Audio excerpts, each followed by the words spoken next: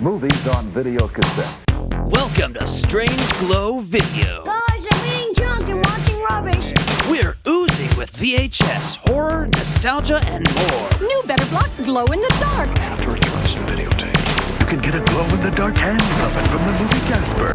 And now, your hosts, Alec, Justin, and Nick. Hey, you're not allowed to rent here anymore. Yeah! Hey everybody, welcome back to Strange Glow Video. My name is Justin. With me as always is my colleague, co-host extraordinaire, Alec. How you doing? Good, and I'm realizing I should have maybe brought more than one Kool-Aid jammer to this podcast session because this is how much is left and we just hit record. You might have to have an intermission and get up and get Do another they call one. these bursts, or what were they called? They were called Kool-Aid bursts. The jammers are the ones that are the pouches, right? Kool-Aid Cool Bursts, I think is what those were called. And then there was another band called Squeeze It, which is very similar, but they have little faces in the bottle. Those are a great nostalgic beverage. Yeah, I had I picked up some for the weekend and Nice, yeah. had So some you just left over. So had a little lake weekend, but we'll talk on that after we talk the movie. So obviously, huge movie for the MCU. Deadpool and Wolverine came out last week on Thursday.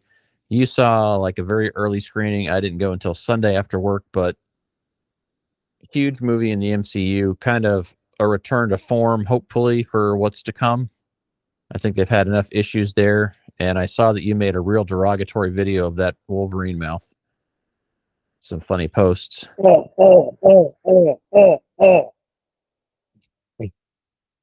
That looks like a cup holder. You think that would take this girthy water bottle in there? probably Yeah, I like that, don't you think? Yeah. had to be white enough. I knew these were going to sell out real quick and be hard to find, so I was like, "Fuck it, I'll get one." Yeah, I mean it's obscure, silly, absurd. Like, why not? Yeah, and it commemorates the first time. Spoilers! Spoiler warning going forward here. Yeah, spoiler warning. It's been like almost a week, so fuck off. And if you haven't seen this movie and you're unsure about seeing it, this review is not going to change your opinion on that. We're just really going to share like what we thought and how we reacted to it because, it was fun. Some people's feelings towards it are completely different than mine. It's pretty crazy the opinions that are out there of this one. People are loving it and people are hating it, and I'm somewhere in the middle where I liked it for sure. But we'll get into it. Yeah, so obviously this is a long time coming, right? This is the first integration of the 20th Century Fox X-Men universe being pulled into the MCU. There's so many fourth wall jokes being broken in here. I mean, it's not the first time. This is like, just so we're clear, the 20th Century Fox stuff has been referenced at least. Okay, the first time was WandaVision, right? You had the Quicksilver from the reboot sort of universe. That's the same universe, but not. And then we had Doctor Strange. Doctor Strange. Yeah. And then we had Beast in the Marvels. That's true. This is kind of the fourth. And we did Sony as well with Spider-Man. So yeah, but I would say as far as the biggest yet, I mean, a lot of people are saying, yeah, those are little references. It's not the entire picture. So this entire picture is just about that, which gets a little absurd at moments, but that's the whole fucking point of Deadpool, right? Well, yeah, it's Deadpool. What are you going to do? Yeah. So we'll jump right into it, man. Let's get into the nitty gritty of this thing, All right, let's start it with the whole Deadpool and Vanessa breaking up and why they break up. That was one of the things that I thought was a dumb reasoning, but whatever. It just seemed like the easiest way to write it to get to where they needed to go with the story, which they really didn't even have to do that. I thought they could have done that a little differently to make it more interesting. Right. It wasn't necessary. I don't feel like for the story for them to be broken up. I don't know why. It's whatever. All the people from the previous movies being there at the beginning was fun. They did miss the kid from the second movie, and obviously Cable were not there. Yeah, and so is the bartender, which I forget his name, but he had a big falling out with Ryan Reynolds, the comedian. What's that guy's name? T.J. Miller. Yeah, T.J. Miller. Yeah, so he wasn't in it, which was kind of surprising, but at the same time, they went with Peter from X-Force basically, so that kind of worked out. Which is Yeah, but I thought the Peter bit was really funny, where he's like, "Yeah, I know Oh, a yeah. friend that has his nipples pierced and they're connected downstairs, or whatever he says." And then a few minutes later, you see him showing off that that's his piercings. Now the best part about Peter in this movie is like in Deadpool 2, it's pretty like he's serves his purpose, but in this movie he's fucking legit hilarious and like everyone just loves him. Like that payoff at the end with him, I was like, okay, that was pretty clever. Wasn't expecting that. I liked it. This movie felt a lot like playing Marvel Ultimate Alliance. I feel like when that game first came out on the PS3, that was one of the first games we had. There's a lot of playing as Deadpool and Wolverine and Spider-Man. It just really felt like there's a lot of video game-esque sequences and action shots in this movie that I thought were pretty good. Obviously, we open up to extreme fucking violence, and then we do the like, hey, we got to bring you up to speed. So that's kind of a classic Deadpool trope now, I think. They kind of like to do that. So Yeah. So he literally, and instead of just figuratively, they literally dig up the Logan corpse. yes. So I mean, that's kind of funny. I was the person laughing at it in the theaters. It was funny enough, especially when he's sitting next to that horrible fucking looking corpse. It's funny because it's so shockingly terrifying. Well, we've never seen this level of bullshit in the MCU at this point, right? The MCU has been pretty family friendly overall, right? Especially to a teenage audience, I would say at least. And to see this go full blown rated R, I was like, what are they going to get away with? That's kind of what I was wondering. And they start off right with desecrating a corpse. He's got his adamantium skeleton in there, which is great. I love how they give Deadpool the adamantium swords, so he's able to fight with that. But when he's just murdering, he says he won't use his weapons, and then he just proceeds to murder all those TVA agents with Wolverine's corpse. That was pretty fucking graphic and hilarious way to open the movie. Very twisted, but I got a kick out of it. Like in my theater, there weren't a lot of people laughing at some of those, but our friend of the show, Jerry, went with him and some of our other friends, and Jerry and I were laughing the whole time at some of that real like grotesque shit that other people were like kind of quiet about. So I was like, at least I'm in good company with somebody laughing at this, because like that's why I'm at a Deadpool movie. Yeah. I don't know. That's the thing. It's like a lot of people maybe expected more out of this. And again, I think that has to do with the marketing, because all that stuff about Kevin Feige saying how this affects the universe is like on a level 7 or 8 or whatever. It was like, oh, that was bullshit completely. Not any more than any other fucking MCU movie I've ever seen. So, I mean, the only way that this affects that maybe is the Fox universe. Yeah, this seems like it just felt like a more formal introduction to those Fox characters, right? Because we've already got the Spider-Man stuff integrated, I think, as far as we're going to see Disney work with Sony on that for the time being.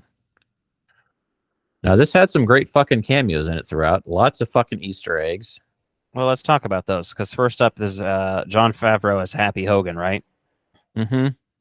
And I don't know if you know Jon Favreau. I don't know if you remember, let's say, that he was also in fucking Daredevil. Uh-huh. He was.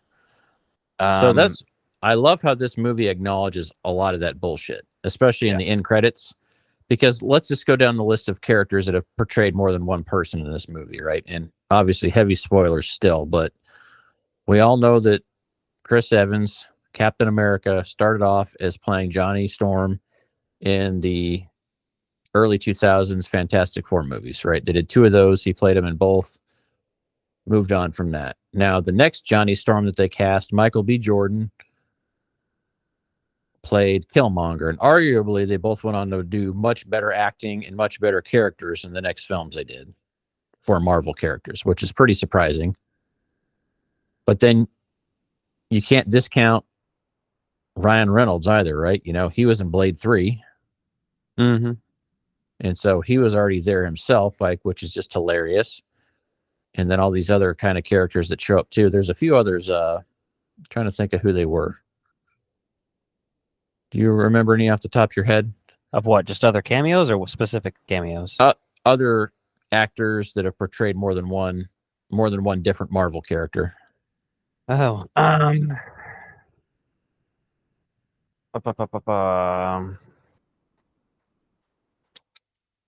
not thinking of any. I was kind of already knew. Just those were the only like 2 or 3 that I had really remembered. Yeah, but they kind of stand out though because they've all gone on to be a much better character in the overall universe. And the fact that fucking Blade is in there working with Ryan Reynolds again was fucking just gold. Blade was great in this movie. When he came on screen, I was so shocked. I was just like, "All right, cool. Like, fuck yeah, dude, bring it on." How that didn't leak was, I was so fucking happy not to have had that spoiled for me, right? And Marvel themselves spoiled like right at Comic-Con X23. And they put it in a trailer like a week ahead of time or something. Yeah, so they already spoiled that we're going to see her come back in. Elektra was spoiled a long time ago. Yeah, wasn't surprised by that. Chris Evans was surprising they kept that. Yeah, that was surprising. And then the thing is, they made it look like a Captain America at first, just by his voice intro and his pants. And then you see that he's wearing like the Fantastic Four outfit underneath with a pair of Captain America pants over that, which is fucking hilarious. Yeah. Like they did that so well. I was like, oh shit. And then they showed him as Johnny Storm, and I was like, oh man, you guys are fucking really doing this here. It was so good. Yeah, that was pretty funny. I liked how long, like in my like review on my channel that was really short. I was mentioning how a lot of these don't feel like cameos because they're in the movie for so long. They just feel like supporting roles. Like, yeah. Well, I think that's what really made it interesting and worthwhile. We have and I like how since you're kind of in this multiverse thing, you can kind of cast anybody that you want. So, right, we're basically on the third Juggernaut, right? Because the Juggernaut was in X3. There's one character. Or is that X2? That's X3, but this is that Juggernaut. It's not the same actor, but it is that first drop. It's a reference to that movie. That's exactly how he looks in X3. Okay. I don't know how they CGI'd it. I think it was a different actor, but okay. I didn't look into who played it, but that's what he looks like in X3. So yeah. So you get that vibe, and then obviously we had Juggernaut in Deadpool 2. So lots of different things there kind of showing up throughout that were just fun to watch. Now the villain, Charles Xavier's sister, I'm not super familiar with her in the comics. Like I've heard of her before, but like at first I was like, who the fuck's the villain going to be in this movie? Because I honestly hadn't watched any of the trailers in so long. I just knew that I wanted to watch this movie. And it's not that I went out of my way not to watch them. It's just that I've just been busy and I was like, I'll just wait and see that. Like I was excited for it, but not to a level of, I need to do a breakdown of the X-Men or the Deadpool and Wolverine trailer. It wasn't like that was on my agenda. So there's a lot of stuff that I was able to just take in and enjoy without overthinking it before I went into the theater. Yeah. I did like, obviously, the Mad Max vibes and Pyro being back from X2 and 3 as well. Mm-hmm. That was fun. There was Azazel from X-Men First Class. And Psylocke from X-Men Apocalypse was there. So I saw ones, from there might have been more than that. I've only seen the movie once. Those are just the ones I caught during like the fight scenes.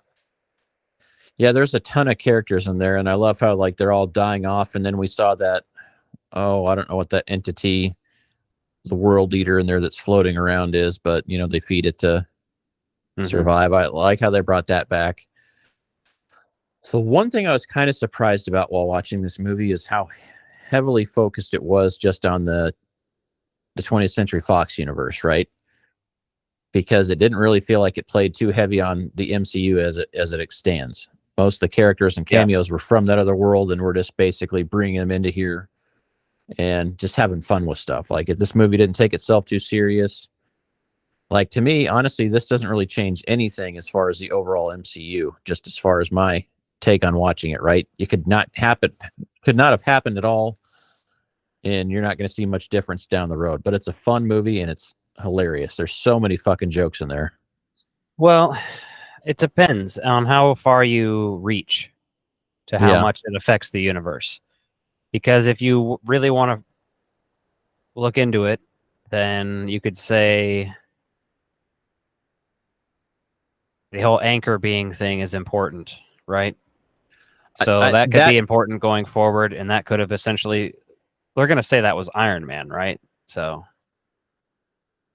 I mean, I think that's how Iron Man, in my personal opinion, speculation here, but I think that's how Tony Stark becomes Doctor Doom in that other universe, because when we look at Doctor Strange and the Multiverse of Madness, there's basically like an open seat there on that Illuminati Council, and there's probably a pretty good chance that that was supposed to be Tony Stark.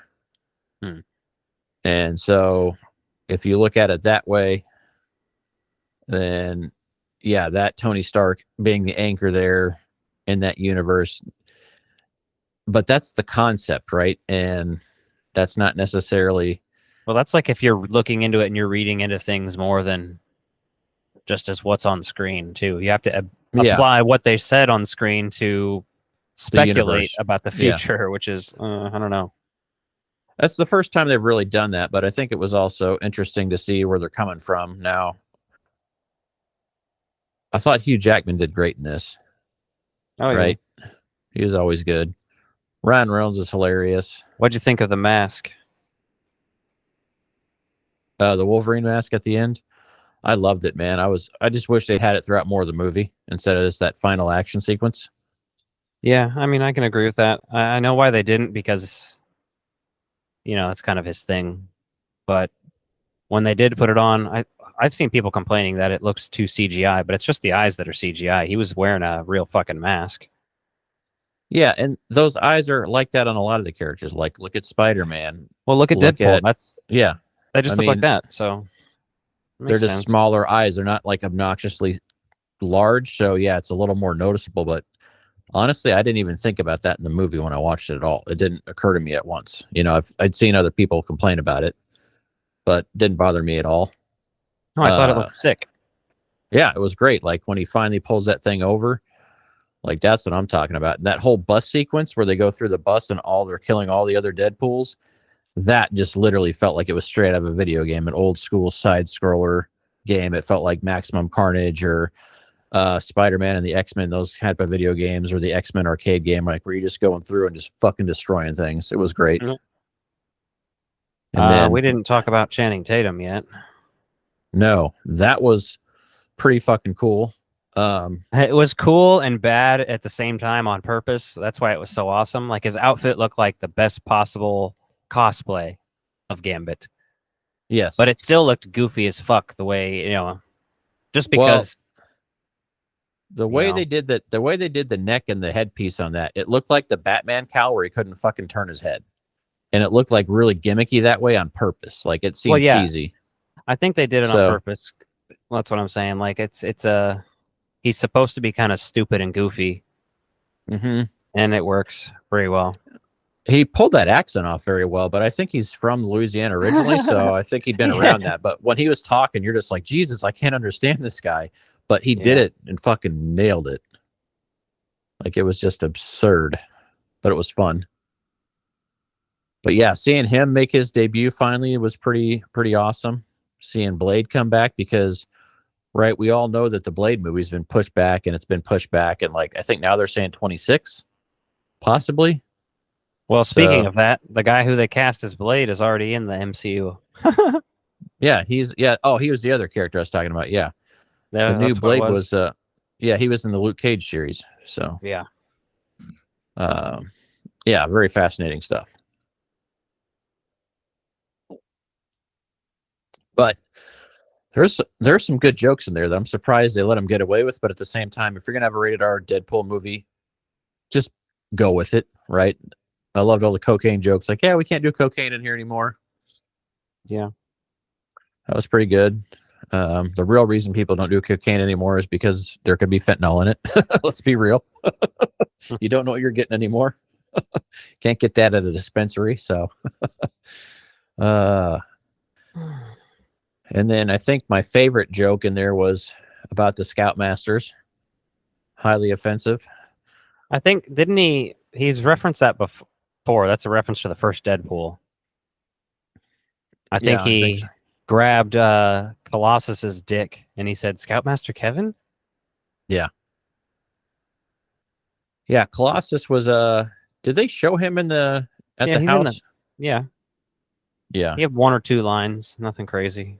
he was kind of hidden in the background there. I don't think they wanted to do much with that. He's a character I honestly thought we'd see him and Negasonic, Teenage Warhead, like a little bit more in the movie, just because they were supporting in the other one so much. But I Yeah. get that this is called Deadpool and Wolverine, so you don't really need those characters in there.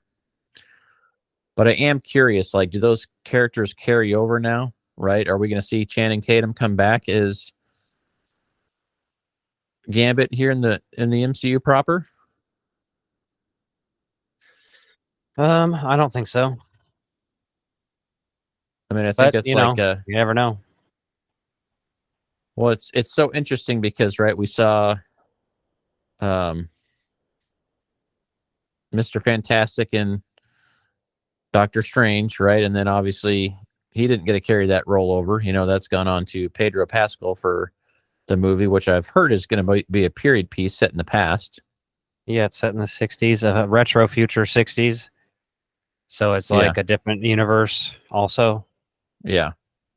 um, And then the blonde character from the show Ozarks has been cast as a Silver Surfer for that as well. who? What's her name?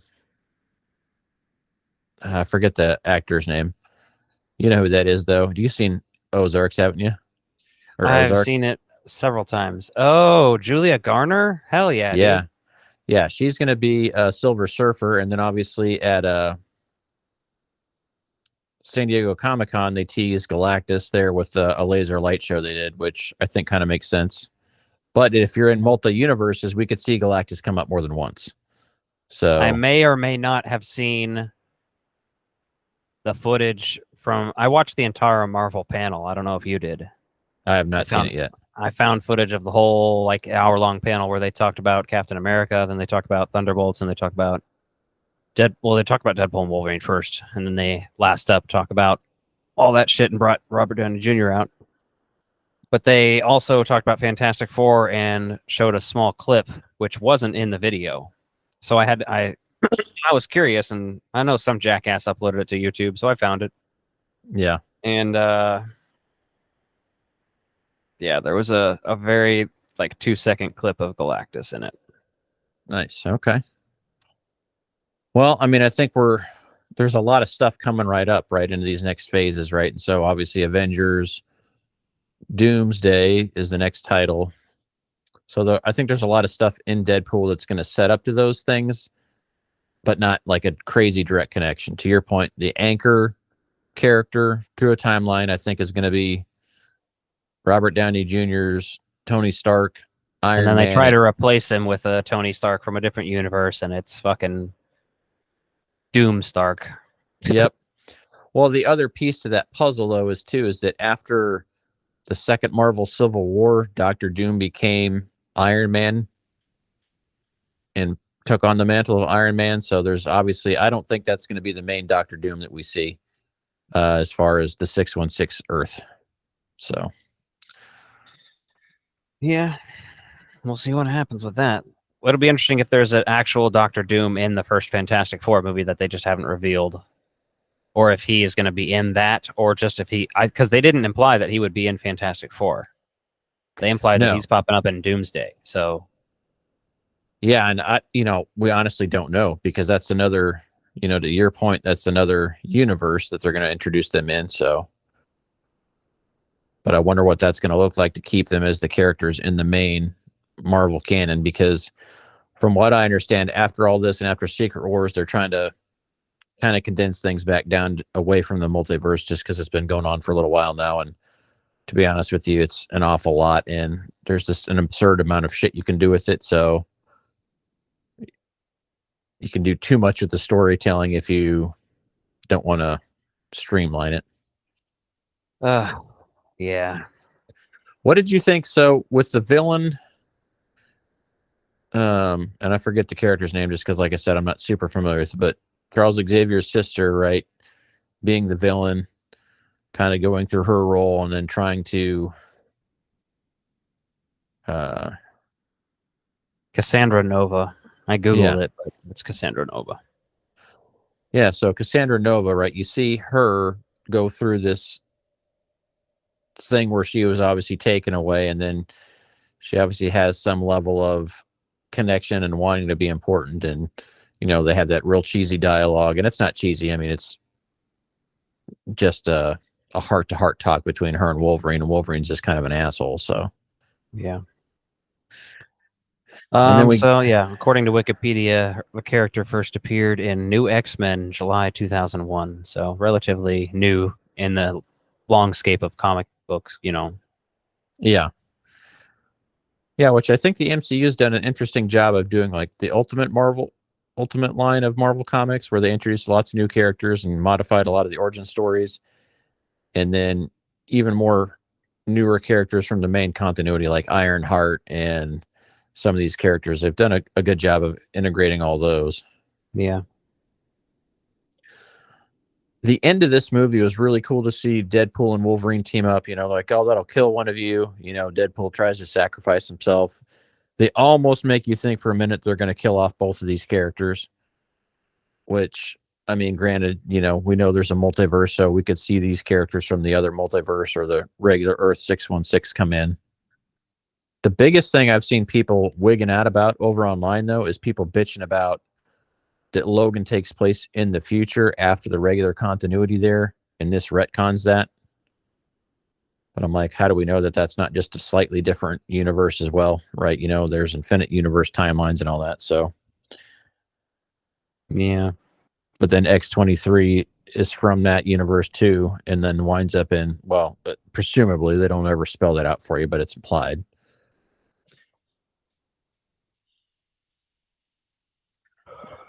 Apparently, Matthew McConaughey voiced the cowboy pool. Yep. Let's see. There's Ryan Reynolds' wife, Blake Lively, was Lady Pool. Yep. Some of his kids did. Ryan Reynolds' kids did some characters too for the kid pool. And then Tyler Mane was backed as Sabretooth from X-Men. Yeah. It was not the same guy who played Juggernaut, but he was supposed to be the same character because the original guy was played by Vinnie Jones from Snatch. Okay. Wonder why they didn't bring him back. Who knows? Also, people are saying Mike Waters as the Blob. I didn't see him, but I did see Azazel, Curtis Rowland at Small as Bullseye, which is interesting. Yeah. Lady Deathstrike I did see, who's in X2. Yeah. Yeah, there's a lot of people in that background battle scene that if you're not looking for them, you're going to miss them. And then weren't there some other, I thought there was a fair amount of famous people that did some of the Deadpool voices. Like there's a whole list if you go on IMDb. Nathan Fillion was Headpool. Like I said, Matthew McConaughey. The brother of Tom Holland as Harold Poole. Okay.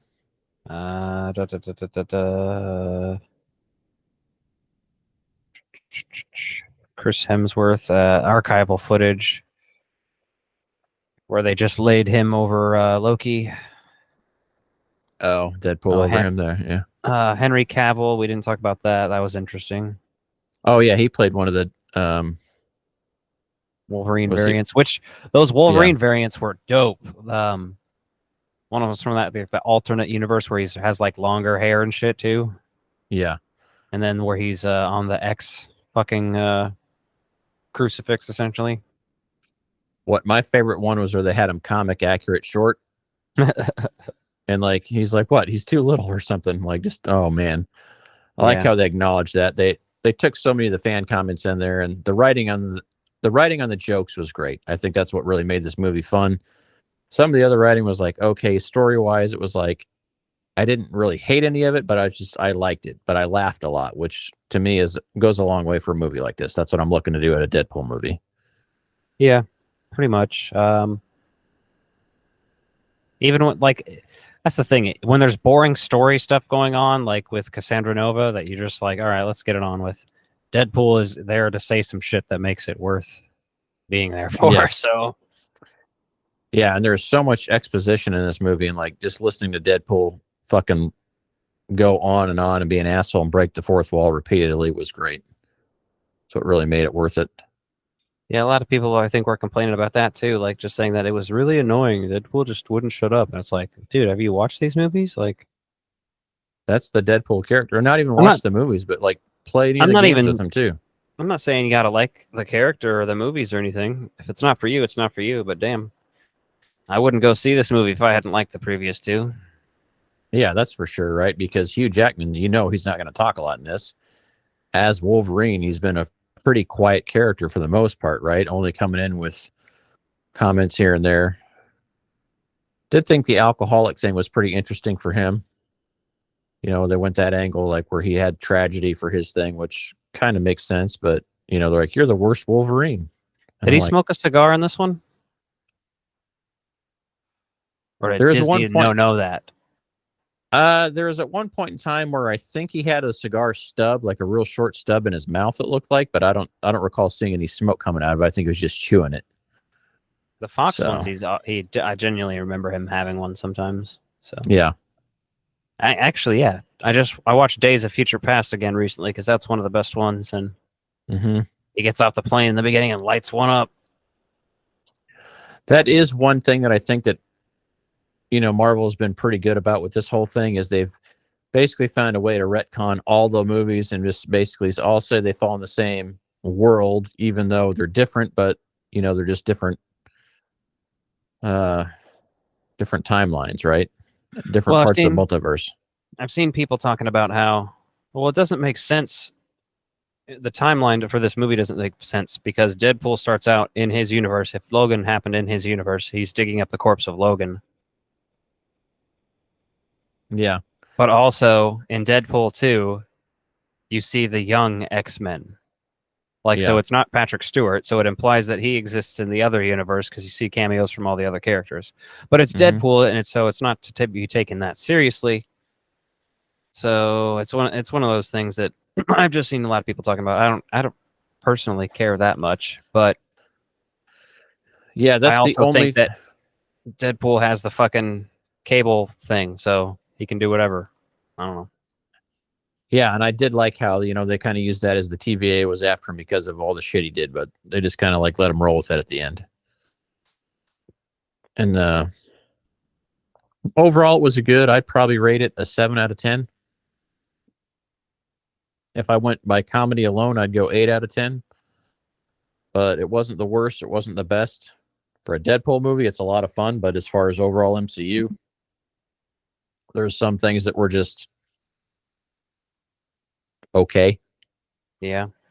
Like, I didn't necessarily love the villain. I didn't love the ending, but they had to show them team up and both do that because they both can regenerate, so they both didn't die, and to kind of leave those two in a spot where they could just kind of keep coming back as much as they want. Now, I know Ryan Reynolds has said that, and this is before he did this movie, but he said if he comes back, he wanted to do like a proper X-Force movie where he wasn't the main character. But I think him being able to work with Hugh Jackman in this one is with Wolverine, I think kind of gives it some options for it. And I wouldn't be surprised if we see him pop up in an Avengers movie at some scope, even if it's just a brief cameo or something. So, yeah, I think that he's not going to do any more solo Deadpool movies for a while. I mean, it was Yeah. 6 years between this and the last one, and it doesn't feel like that because we're old now. But I bet for young people who were like, a kid when the last one came out, they're like fucking in high school now. You know what I'm saying? That's wild. Yeah. So like how it could be another 6 years. It could be before you see any solo venturing out, but he'll be in Secret Wars for sure because there's just no way they're going to pull out everybody they currently have probably for that or, I can't imagine that Secret Wars just isn't gigantic as far as scope and scale with the number of people in it, right? I mean, if we thought Endgame had a lot of people in it for that final battle sequence, imagine what we're going to get in Secret Wars. And then going into this movie, I finally saw the new Captain America trailer, which is nice seeing it on the big screen. I think that had just debuted a few days before, right around then, but seeing it on the big screen for the first time for me was nice. Yeah. I think that'll be interesting to see how all that plays out. And then I think Harrison Ford's actually going to really up the level for his character. I know the previous actor passed away, so that's why it was recast. But seeing him as the Red Hulk should be interesting. I'm they teased that in the excited for trailer. that movie, but yeah, that's not the part. I'm just excited for Anthony Mackie as Captain America. I'm stoked for that. Honestly, wishy-washy on Red Hulk. I'll see it. Obviously, it'll be fun, but I'm not like, oh, that's so cool and awesome, but I don't know. I'll enjoy it anyway, though, because out of all the MCU movies, I think the Captain America movies are probably my favorite, and that's fucked up and weird, but also the series for it was really great, too. Series almost was like the themes and some of the stuff, like if you had edited it, rewritten that like story and structure into a new Captain America movie, it could have been better than at least the first Captain America movie. I thought it was solid.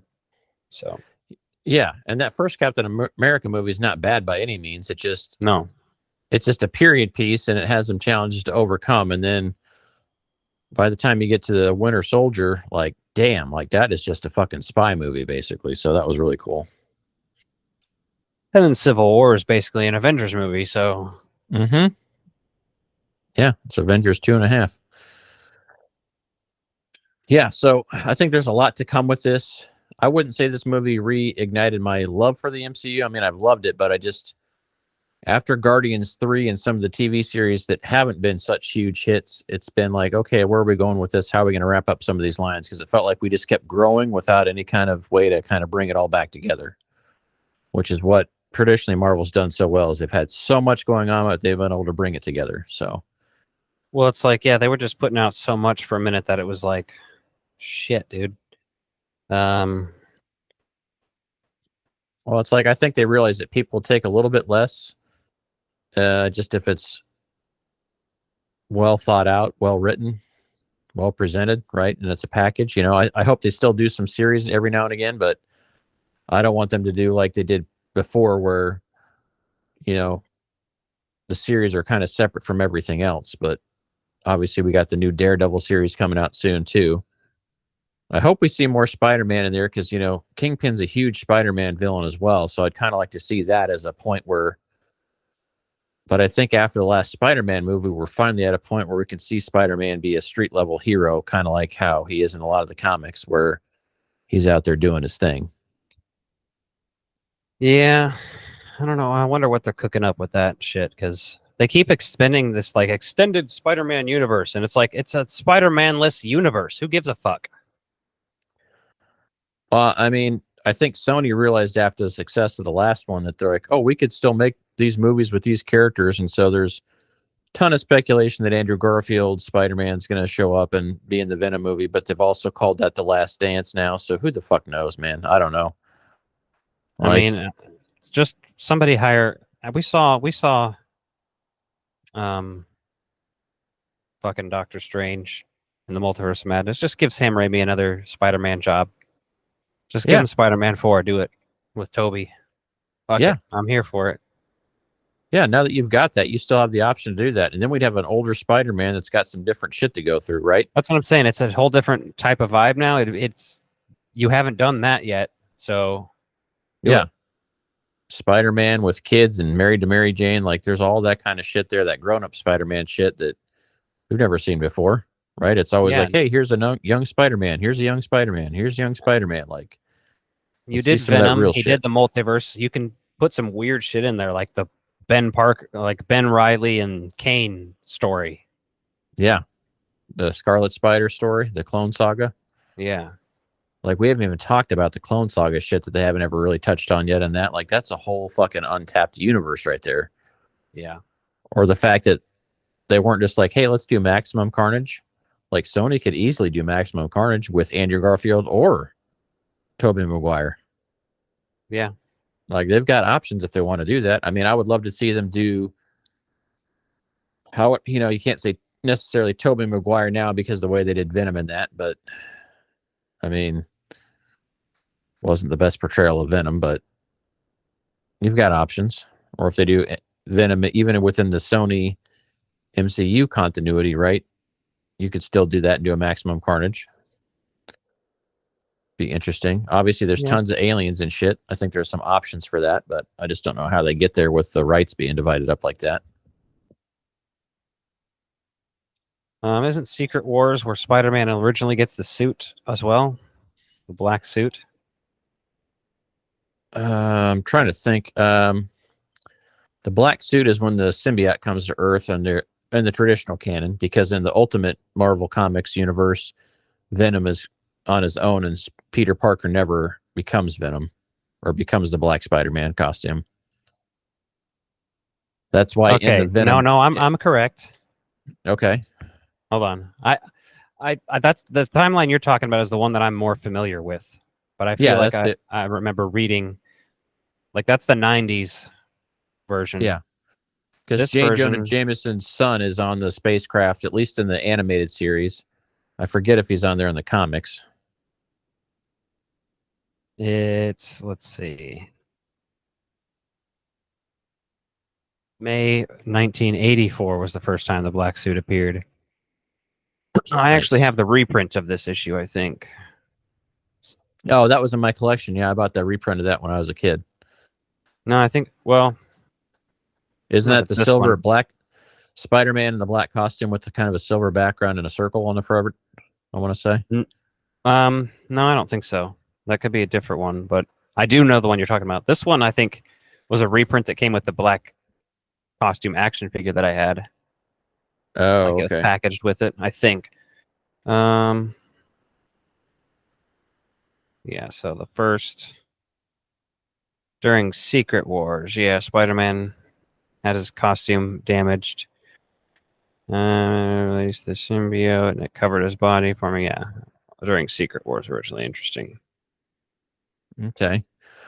Well, so in Secret Wars, we potentially could see Venom come in the traditional sense for the MCU version of that, assuming Sony's going to allow that. That's one of those weird things where I just wish they would play nice all the time, right? Let Sony do their own thing if they want. But the problem is that, I mean, look, they did Morbius. Like, what? I haven't even ever seen that because I heard it was just so bad. Well, have you seen I don't know if you know this or even remember it, but I've watched only certain scenes from it because it's like connected to the Venom shit. Oh, wait, maybe I'm thinking of Venom 2 now. Because in Venom 2, they have fucking Michael Keaton, Vulture, for a short second. Yeah, he's in that, which is confusing because some people have said that he's not the same, but he's the same Vulture, right? You know what I mean? They're trying to decide if that's the same one that we've seen. But to your point, I think you are right. I think they did mention that. I think in Morbius, they have a reference to Andrew Garfield's Spider-Man in there in the movie somewhere. Haven't seen it yet, but that's what I heard anyhow. So, but like, I get so tired of seeing the trailer for that, I just never saw it. You know, like that was one of those trailers that just kept getting delayed due to COVID and like just kept shoving it down our throats. Like every time you'd go to the theater, you'd see that trailer and you're like, is this movie ever going to fucking come out? Yeah, and I'm over Jared Leto. Like, stop fucking casting him. You're gonna make me not see it if you cast him again in anything. Yeah, like he's in the new Tron, so not seeing that. Yeah, and honestly, I didn't even like him in Blade Runner 2049, or what it was that. Was that what it was? 2049 was that? Yeah, Blade Runner 2049. I think that's what it's called. Yeah, whatever. Either way, but yeah, I just like I didn't even like him in that. I'm just like, I don't know why you're casting this fucking weirdo, man. Like he's got some fucking serious off-screen issues. Like you're quick to fire people from other stuff, but you're gonna hire him for these things? Like, come on now. You can do better than that. I also just find him cringy, to be honest, and I just don't like him. I mean, back in the day, there's probably some roles that he's pretty good in, right? I don't hate him in Fight Club, but there's tons of That's stuff. because he gets his face smashed in. That's true. I mean, I think that's why I don't hate him, because you hate him up until you see his face get smashed in. You're like, huh, that was pretty good. And then in American Psycho, he gets chopped up to bits with a fucking axe. Smash his face with an iron. So what you're saying is anytime Jared Leto gets destroyed in a movie pretty well, then he's okay. Yeah. All right, that's fair. But those are like all old movies too. So yeah, that's where my Jared Leto starts and ends. Those two movies, right? Beyond that, I don't give a shit. Sucks that they used Christian Bale already in the MCU. Like, there's probably plenty of other shit he could have done that would have been way cooler than his one movie villain that they had him for. Yeah, it's kind of like. I mean, they could obviously recast you him. wanted him to be a villain this time around, and that's fine. But there could have been a better villain. Yeah. Well, I mean, like they tout him as like this all-knowing villain, and then he just gets his ass beat by the end of that movie. And I'm like, wait, won't a good villain survive to the next movie? Yeah. So I still wish the next Black Panther had been Killmonger somehow. Like, just take him out of another universe at this point. I don't give a fuck. Oh, that's what I was hoping too, man. But allegedly, what I've heard is that the son will be the Black Panther in the next movie. They're going to do a pretty big time skip with that, which is kind of screwed up. But I mean, at the same time, from Black Panther 2 till now, you're going to see a big enough time gap that I think it'll work.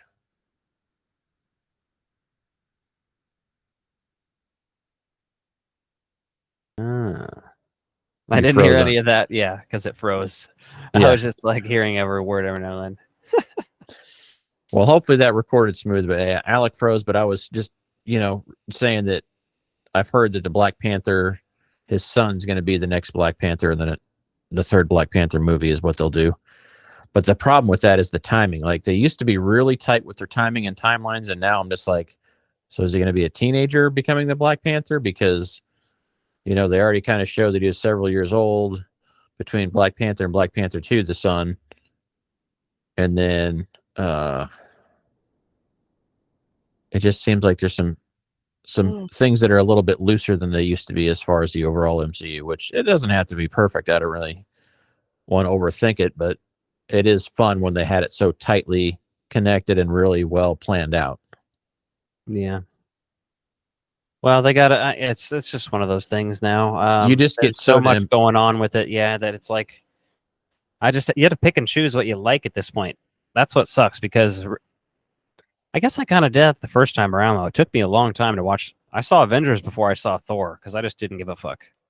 I never saw Thor Dark World until I fucking had Disney Plus. Oh, wow. Okay.